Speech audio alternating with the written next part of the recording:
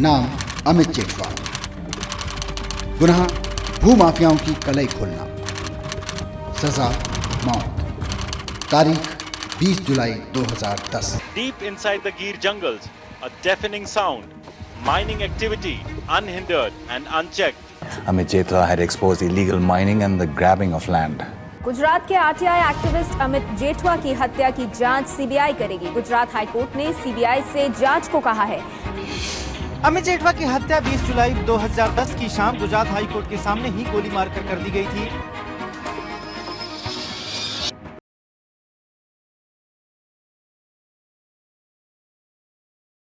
अगर मैं तुम्हें कहूँ कि एक साइड कोई पावरफुल पार्टी का आदमी, वो कोई सुपरस्टार हो सकता है, वो कोई पॉलिटिशियन हो सकता है, वो कोई आर्टिस्ट हो सकता है, जो कि गवर्नमेंट से छुप के कोई इनलीगल काम कर रहा है, जिस इनलीगल काम की वजह से इन्हें काफी ज्यादा बड़ी सजा मिल सकती है और इनका ब्रांड नेम पूरी तरीके से खराब हो सकता है। और दूसरी साइड एक नॉर्मल सा एक गांव का आम आदमी इनके अगेंस्ट में एक्शन लेने की कोशिश करता है और यकीन मानो एक्शन ले भी लेता है। तो अक्सर इस सिचुएशन में हमें इंडिया में क्या देखने को मिलता है, इस नॉर्मल से आम आदमी की बात को दबा दिया जाता है और वो पावरफुल पार्टी से बिलोंग करने वाला आदमी उस केस से किसी न किसी तरीके से बाहर निकल जाता है। लेकिन फिर आज के केस में ऐसा क्या होता है कि जो नॉर्मल सा आदमी है bye the name Amit Jethwa, इसके लिए हाई कोर्ट, पुलिस डिपार्टमेंट को, क्राइम ब्रांच को, सीबीआई को फटकार लगाता है इनकी असलियत बता के कि ईमानदारी तो जैसे तुमने बेच ही खाई हो। So without wasting any more time let's come on सीधा मुद्दे की बात। तो बात स्टार्ट होती है गुजरात के एक town bye the name of Gir Somnath से, जब 1958 को दीनू सोलंकी इस दुनिया में आते हैं, जिनका पूरा नाम दीनूभाई दोगाभाई सोलंकी है। और इनका सोसाइटी में कैरेक्टर बहुत ही अंडरस्टैंडिंग एंड बहुत ही डाउन टू अर्थ बताया जाता था पॉलिटिक्स में आने तक। उसके बाद क्यों नहीं बताया जाता पॉलिटिक्स में आने के बाद, वो तुम्हें वीडियो में आगे पता चल जाएगा। सो दीनू सोलंकी अब तक पॉलिटिक्स में एंटर कर चुके हैं एंड 2002 में गुजरात के एक town bye the name of Kodinar से विधानसभा सीट इलेक्शन फाइट करते हैं, जिसके अंदर दीनू सोलंकी पूरे 2000 वोट से विन कर जाते हैं। इसके कुछ टाइम बाद 2009 में जब Dinu Solanki 15th Lok Sabha election fight कर रहे होते, कांग्रेस के एक rival by the name of Jasubhai Danabhai Barad के अगेंस्ट में वो इलेक्शन भी दीनू सोलंकी विन कर देते 1.8% वोट की वजह से। अब धीरे धीरे दीनू सोलंकी का हाथ बिजनेस की ओर बढ़ने लगता है, तो अंबुजा सीमेंट के CEO mister Ajay Kapoor and Ambuja cement का हाथ जिन भी कामों में होता है, मोस्ट ऑफ द सारे काम वो in the business Dinu Solanki करते हैं एंड अडानी ग्रुप के साथ मिलकर भी बिजनेस करते हैं। यहाँ तक सब कुछ सही चल रहा होता है, लेकिन एक दिन दीनू सोलंकी गुजरात के famous national park bye the name of गिर नेशनल पार्क में इलीगल माइनिंग करना स्टार्ट कर देते। इलीगल माइनिंग बेसिकली वो होती है कि जिस जगह पे माइनिंग अलाउ ना हो, जिस जगह पे जमीन से माइनिंग करके मिनरल्स, मेटल्स, मार्बल और भी काफी सारी चीजें निकालना अलाउ ना हो और साथ साथ बिना गवर्नमेंट की परमिशन के ये काम किया जा रहा था, वो भी गिर नेशनल पार्क में, जो कि बेसिकली एसिटिक लायंस के लिए जानी जाती है, जहाँ पे और भी काफी सारे जानवर थे जैसे कि nilgai, fox, chinkara, Indian leopard, jungle cat, Asiatic lions. लेकिन ज्यादातर एसिटिक लायंस के लिए जानी जाती थी and it was established in 1965। पूरे एशिया में एकमात्र ये ऐसी जगह आज के टाइम पे जहाँ पे एसिटिक लायंस देखने को मिल सकते हैं, अदरवाइज कोई जगह नहीं आज के टाइम पे पूरे एशिया में। It was established by nawab of Junagadh Mohammad Mahabat Khan, जो कि 61 की एज में 17 नवंबर 1959 को हार्ट अटैक की वजह से इनकी डेथ हो जाती है। एंड डेथ हो जाने के बाद में वहाँ की गवर्नमेंट जूनागढ़ के जितने भी किले, फोर्ट वगैरह वो सब कुछ अपने अंडर में ले लेती है, जिसमें से एक होता है गिर नेशनल पार्क। अब गिर नेशनल पार्क सिर्फ जूनागढ़ में नहीं आ सकता था, ये जो गिर नेशनल पार्क है जूनागढ़ के राइट साइड में आता था एंड अमरेली के लेफ्ट साइड का एरिया भी कवर करता था। मीन्स यहाँ पे जूनागढ़ और यहाँ पे अमरेली एंड इसके सेंटर में गिर नेशनल पार्क। सो गिर नेशनल पार्क जूनागढ़ का राइट साइड का एरिया कवर करता था एंड अमरेली का लेफ्ट साइड का एरिया कवर करता था। मैं उस टाइम की बात कर रहा हूँ जब नरेंद्र मोदी गुजरात के चीफ मिनिस्टर थे 2001 से 2014 तक, जिस वक्त गुजरात के लिए उनके पास काफी सारे प्रोजेक्ट थे and this was one of the big project of that time उनके प्रोजेक्ट लिस्ट में से, जिसका एडवर्टाइजमेंट अमिताभ बच्चन ने भी किया था इसीलिए मैंने तुम्हें कुछ देर पहले बोला Dinu Solanki illegal mining start कर देते हैं, वो भी गिर नेशनल पार्क जैसी बड़ी प्रोजेक्ट जगह पे, जब उस वक्त अमित जेठवा भी वहां पे काम कर रहा होता, जो कि कुछ गलत होते हुए तो शायद ही देख सकता था। So let's come to the second and main character of the case, Amit Jethwa. ये जो तुम्हें साइड में एक छोटा सा ट्री देखने को मिल रहा है, बिल्कुल भी नॉर्मल ट्री नहीं है, क्योंकि इसके अंदर जो 7 अलग अलग तरह के स्टोन्स लगे हुए हैं, like red jasper, golden quartz, lapis lazuli, amethyst, clear quartz, green aventurine and carnelian. इन सब की अपने आप में खुद की क्वालिटी है, जैसे कि नेगेटिव एनर्जी से दूर रखना, आपकी प्रॉब्लम्स को धीरे धीरे खत्म करना, आपके ड्रीम्स को सच करने के लिए पॉजिटिव थॉट्स लाना, और भी कई। और ये जितने भी स्टोन्स इस ट्री में लगे हुए हैं, ये बिल्कुल सर्टिफाइड है। और तुम इस ट्री को अपनी शॉप, ऑफिस, रूम, जहाँ पे तुम स्टडी करते हो, जहाँ पे तुम अपने ड्रीम्स के लिए मेहनत करते हो, वहाँ पे रख सकते हो, क्योंकि देखने में भी बहुत अच्छा लगता है एंड तुम्हें पॉजिटिव एनर्जीज तो मिलती ही रहेगी। And if you are really interested to purchase it, the link in description, go and use coupon code positive50, तो आपको 50% का डायरेक्ट डिस्काउंट भी मिल जाएगा। Go and order. गुजरात के अमरेली जिले के पास एक गांव बाय द नेम ऑफ खंबा, जब 31 दिसंबर 1975 को Amit Jethwa he came to this world and जैसे जैसे इनकी पढ़ाई में पकड़ अच्छी होती गई तो इन्होंने डी फार्मा, BA, LLB तीनों कंप्लीट कर ली। और डी फार्मा कंप्लीट होने की वजह से इनकी एक दिन जॉब लग जाती है फार्मा कंपनी में, जो कि गवर्नमेंट जॉब होती है। तो ऑब्वियस सी बात है, वहाँ पे सब कुछ गवर्नमेंट सिस्टम ही था। वहाँ पे ये देखते कि एक डॉक्टर उन गवर्नमेंट दवाइयों को प्राइवेट मेडिकल कंपनियों में सेल कर रहा है छुपके से। और अमित जेठवा उस माइंडसेट के आदमी थे कि ये इस तरीके की कुछ गलत काम होते हुए ज्यादा नहीं देख सकते। सो इन्होंने डिसीजन लिया उस गवर्नमेंट के अगेंस्ट एक्शन ले लेगा, और ये एक्शन ले भी लेते हैं उस डॉक्टर के अगेंस्ट में। सो वो डॉक्टर और आसपास का सारा डिपार्टमेंट का स्टाफ मिलके अमित जेठवा का एक सुनसान जगह पे ट्रांसफर करा देते हैं, ताकि ज्यादा कुछ कर ना पाए। लेकिन अमित जेठवा ठहरे उस माइंडसेट के आदमी कि कुछ गलत होते हुए नहीं देख सकते। सो उन्होंने ये जॉब क्विट कर दी, गवर्नमेंट जॉब को क्विट कर दिया एंड उसी के बाद काम करने लगे गिर नेशनल पार्क में, जिसके बारे में मैंने तुम्हें पीछे बताया था गिर नेशनल पार्क क्या है क्या नहीं है।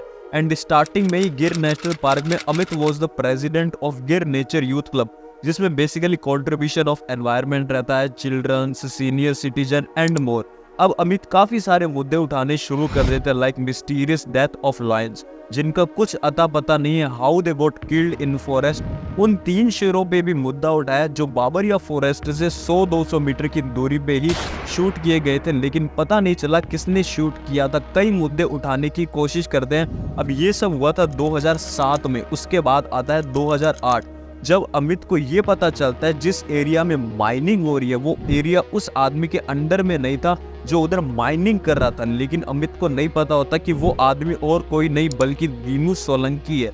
ये बात अमित को नहीं पता होता और अमित कुछ गलत होते हुए देख नहीं सकते थे, इसलिए एक RTI फाइल कर देते। RTI बेसिकली वो होता है जिसके अंदर राइट टू इन्फॉर्मेशन, जहां कोई भी व्यक्ति कुछ प्रूफ के साथ कंप्लेन कर सकता है किसी भी उस प्रोजेक्ट की जो गवर्नमेंट ऑफ इंडिया के थ्रू रन हो रही है। और उस वक्त गिर नेशनल पार्क चीफ मिनिस्टर यानी मुख्यमंत्री नरेंद्र मोदी के हाथ में था, इसलिए वो RTI फाइल कर देते हैं इनलीगल माइनिंग पे। लेकिन अमित को ये नहीं पता होता इनलीगल माइनिंग किसके थ्रू हो रही है, क्योंकि वहां 50 इनलीगल माइनिंग हो रही थी अलग अलग नाम से। अब RTI में केस जाने की वजह से पुलिस को जुलाई 2010 उधर छापा मारना पड़ता है और पुलिस उधर से सारा सामान ले आते जो भी इनलीगल माइनिंग में यूज हो रहा था, लाइक मशीन एंड एवरीथिंग। लेकिन 1 से 2 दिन में वो सारा सामान वापस आ जाता है उसी जगह पे जहाँ पे इनलीगल माइनिंग हो रही थी। और जब पुलिस से पूछा जाता है कि ये सामान इधर वापस कैसे आ गया, तो पुलिस की तरफ से बताया जाता है कि सामान चोरी हो गया। अब अमित और उसकी फैमिली को धमकियां मिलना शुरू हो जाती है दीनू सोलंकी। इसके बाद 2008 में अमित पे एक अटैक भी होता है, जिस अटैक के अंदर अमित के पैर में चोट आने की वजह से 3 महीने तक हॉस्पिटल में रहना पड़ता। की बात तो ये कि जब अमित 3 महीने तक हॉस्पिटल में थे, तब अमित जेठवा के फादर बीकालाल जेठवा को दीनू सोलंकी के एसोसिएट की तरफ से ये सुनने को मिलता है, ये तो सिर्फ ट्रेलर था, पूरी मूवी अभी बाकी है, इसलिए अपने बेटे को समझाओ कि ज्यादा मुंह ना खोले। और जैसे ही अमित हॉस्पिटल से बाहर आता है तो खुद को अनसेफ फील करता है, क्योंकि एक अटैक ऑलरेडी हो चुका था और भी काफ़ी सारी दिन ब दिन धमकियाँ मिल रही थी, इसलिए वो बहुत सारी इसके रिगार्डिंग कंप्लेंट्स फाइल करते हैं और सिक्योरिटी भी मांगते हैं, लेकिन ज़्यादा कुछ हो नहीं पाता। इसलिए अमित और उसकी फैमिली अपने गांव से अहमदाबाद शिफ्ट हो जाती है कुछ ही टाइम के अंदर, ताकि थोड़ा सा सेफ फील करे। जैसे ही अमित अहमदाबाद आ जाते तो इस केस को सीधा कोर्ट में फाइल कर देते हैं, और जब ये मामला कोर्ट में गया तो सबसे पहला नाम दीनू सोलंकी का आ रहा था। जब इलीगल माइनिंग्स ऑपरेट कर रहे थे तभी एक जॉइंट फैमिली में रहा करते थे, जिसमें इनका भतीजा भी इंक्लूड था bye the name of Shiva Solanki. अब 20 जुलाई 2010 को सुबह के टाइम पे गुजरात हाईकोर्ट जाते हैं अमित इस पूरे केस के चक्कर में अपने वकील से मिलने, और उधर बहुत टाइम लग जाता है इन्हें। अब रात को जब ये कोर्ट से अमित आ रहे होते हैं तो उसी वक्त इनके फादर बीकालाल जेठवा अपने गांव में खंबा में टीवी देख रहे होते हैं, जहां पे ये देखते हैं Amit Jethwa shot dead eight Gujarat high court at 8:30 PM। रात को 8:30 बजे अमित जेठवा को गोली मार के हत्या कर दी गई। यस, कोर्ट के गेट के बाहर 2 जने मोटरसाइकिल पे आते हैं और अमित को शूट करते हैं, लेकिन आई डोंट थिंक कि तुम्हें बिलीव होगा, अमित को गोली लगने के बाद भी अमित उस बाइक के पीछे भागता है और भागते भागते उनको बाइक से गिरा देता है और उन्हें पकड़ने की कोशिश करता है। तो एक जने के कुर्ते का कपड़ा हाथ में आता है, बस वो और दोनों आराम से पैदल भाग जाते हैं। हाईकोर्ट के बाहर एक पुलिस की गाड़ी और 2 पुलिस वाले भी खड़े होते हैं, लेकिन कोई पकड़ने की हिम्मत नहीं करता। उधर एक इंसान को गोली लगती तो जल्दी से हॉस्पिटल पहुंचाया जाता है और अमित के फादर एंड उनकी वाइफ आती है, लेकिन अनफॉर्चुनेटली तब तक अमित नहीं रहते। बाप को सब कुछ पता ही था कि काफ़ी टाइम से धमकियाँ मिल रही थी, एंड नाउ दिस। जब तक उनकी वाइफ और फादर पहुंचते हैं तब तक पुलिस वालों ने बिना इनके घर वालों का वेट किए खुद से एक FIR बना दी गई, जिसमें ना तो किसी धमकियों का जिक्र था और ना ही तो किसी इलीगल माइनिंग केस से रिलेटेड कुछ था। जस्ट ओनली ये था कि 2 पर्सन शॉट हिम। सो अमित जेठवा के फादर बीकालाल जेठवा अपने बेटे के साथ ऐसा होते हुए बिल्कुल भी नहीं देख सकते थे कि उनके साथ गलत हुआ है। फेक FIR बनाई गई है जिसके अंदर पास्ट का तो कुछ इंक्लूड ही नहीं है। सो वो डिसीजन लेते एक नई FIR दर्ज करवाने का, जिसके अंदर अमित जेठवा के पास्ट का सब कुछ लिखा हो कि कौन उसे धमकियां देता था, कब उस पे अटैक हुआ था पास्ट में, कौन कौन सी धमकियां मिली है, किस टाइम पे, साथों साथ इलीगल माइनिंग वाला कंप्लीट सीन उस FIR के अंदर लिखा हो। सो जब बीकालाल जेठवा ये नई FIR दर्ज करवाने की कोशिश करते तो उन्हें भी धमकी मिलने लग जाती है, ये बोल के कि जिस तरीके से बेटा गया है वैसे तुम सब जाओगे एक एक करके। सो बीकालाल जेठवा अब बूढ़े बाप के लिए जवान बेटा चले जाना, इस दर्द के आगे सारी धमकियां फीकी पड़ रही थी और कोशिश करते हैं फाइनली बीकालाल जेठवा एक नई FIR दर्ज करवा। लेकिन जो अमित ने उन बाइक सवारों को पकड़ने की कोशिश की थी तब जो कुर्ते का टुकड़ा हाथ लगा था उस टुकड़े को चेक करने के बाद ये पता चलता है कि वो टेलर तो जूनागढ़ का है, जहां दीनू सोलंकी का ही पूरा एरिया है। अब इस वजह से वो दोनों शूटर हाथ लग जाते हैं, एक का नाम पतन सिल्वा और एक का नाम शैलेश पांडे। और जब इनसे पूछताछ की गई तो इन्होंने बताया कि हमें पुलिस कांस्टेबल ने पैसे दिए थे अमित को मारने के लिए। ये वही पुलिस वाला था जो उस दिन कोर्ट के बाहर खड़ा था, बहादुर सिंह वाडेर। अब पूरा शक दीनू सोलंकी की ओर जाने लगा और सब जगह, न्यूज़पेपर हो या न्यूज़ चैनल, सब जगह ये हो गया कि सांसद साहब को बचाने की कोशिश हो रही है। तो ये केस कोर्ट में 19 अक्टूबर 2011 को special commissioner of police crime branch को सौंप दिया गया और 28 नवंबर 2011 को क्राइम ब्रांच अपनी फाइनल रिपोर्ट सबमिट करने के साथ साथ 6 जनों को अरेस्ट कर लेती है, जिसमें से एक दीनू सोलंकी का भतीजा शिवा सोलंकी होता है, एक कांस्टेबल होता है और वो 2 शूटर। लेकिन अब ये बात बीकालाल जेठवा यानी कि अमित जेठवा के फादर इस बात को एक्सेप्ट करने के लिए बिल्कुल भी रेडी नहीं थे कि सारा किया कराया शिवा सोलंकी का, क्योंकि उन्हें सब कुछ सच पता था कि धमकियां तो दीनू सोलंकी की ओर से आ रही थी और ये किया कराया भी दीनू सोलंकी का ही है। इसलिए बीकालाल जेठवा यानी कि अमित जेठवा के फादर वापस से कोर्ट जाते हैं और बोलते हैं कि मैं ऐसे कैसे मान लूं ये सारा किया कराया शिवा सोलंकी का है, क्योंकि शिवा सोलंकी और मेरे बेटे के बीच में किसी भी तरीके की कोई दुश्मनी नहीं थी, इवन कि जानते भी नहीं थे। और तुम लोग यकीन नहीं करोगे, शिवा सोलंकी कोर्ट में भी यही बयान देते हैं कि मैंने ही सब कुछ करवाया है, मैंने ही शूटर्स हायर किए थे, मैंने ही शूटर्स को पेमेंट किया था, मैंने ही शूटर को अमित की डिटेल दी थी। कसम से, भतीजा हो तो ऐसा, अदरवाइज हो ही ना, मजाक के मूड में बोल रहा हूँ। लेकिन उसके बाद में कोर्ट इस केस को CBI को सौंप देता है, ये बोलते हुए कि पुलिस ने और क्राइम ब्रांच ने जो भी जांच की है, जितनी भी इन्वेस्टिगेशन की है, वो तुम्हारे CBI वाले केस में भी इंक्लूड रहेगी। अब 2013 में CBI अपना काम शुरू कर देती है और 2016 में फाइनली दीनू सोलंकी को दिल्ली से अरेस्ट कर लेते हैं और सीबीआई फाइनल रिपोर्ट सबमिट करते हुए ये कहती है कि दीनू सोलंकी ने ही सब कुछ किया है, क्योंकि ये उसके इलीगल माइनिंग आरटीआई वाले केस की वजह से परेशान थे और साथों साथ ऊपर सरकार से दबाव भी आ रहा था, इसलिए ये सारा काम दीनू सोलंकी ने ही करवाया। सो अब क्या और सातों को मींस 6 जो पहले अरेस्ट किए थे, एक अब दीनू सोलंकी को भी अरेस्ट कर लिया। कोर्ट सातों को उम्र कैद सजा सुना देता है। पूरी फैमिली को ऐसा लगता है आखिरकार इंसाफ मिला, लेकिन ये फैसला 2019 में लोअर कोर्ट ने सुनाया था एंड अब 2024 6 मई मींस की रिसेंट टाइम की बात हो रही है, 2024 6 मई को गुजरात हाई कोर्ट की तरफ से एक फैसला आया कि इन सातों को बरी किया जाता है। बरी मीन्स कि इन्हें छोड़ दिया जाता है, इन्हें सजा नहीं दी जाएगी और कहा कि इस केस की सच्चाई हमेशा के लिए दफन कर दी गई है, इसलिए वो सच ना बाहर आएगा, ना मैं इनको सजा दे पाऊंगा। ना ही तो गुजरात पुलिस ने, ना ही तो सीबीआई ने, ना ही तो क्राइम ब्रांच ने ढंग से जांच की। इनका जो एक तरीका होता है जांच का, वैसा किया ही नहीं और जो विटनेस गवाह थे वो सारे बिक चुके थे। एक जने ने भी सबूत ढूंढने की कोशिश नहीं की। गवाहों को पुलिस प्रोटेक्शन भी मिली हुई थी, लेकिन लोग protection as a show off में ले रहे थे कि उन्हें 2 पुलिस वाले मिल रहे हैं, कहीं पे भी जा रहे हैं तो एकदम चौड़ में घूम।